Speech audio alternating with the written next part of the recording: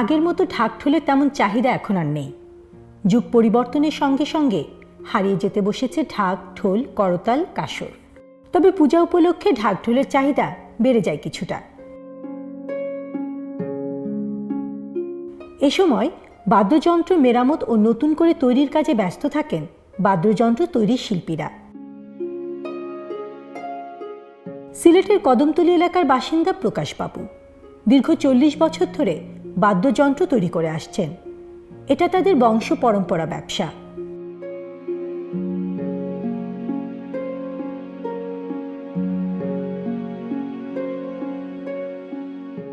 প্রযুক্তির যুগে এসে এসব চাহিদা তেমন না থাকায় হতাশ এই বাদ্যযন্ত্র শিল্পী।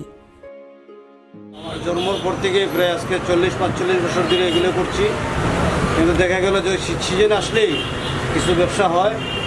এই 12 মাসের মধ্যে আমাদের 9 মাসে বেকার। ইন্টারনেট, ফেসবুক এগুলো এখন বর্তমানে হাতে হাতে মোবাইল যাওয়ার পরে আমাদের এগুলোর মান আরও দিন দিন কমে যাচ্ছে। বাদ্যযন্ত্রের প্রতি মানুষের আগ্রহ বাড়ুক এই আকুতি তার।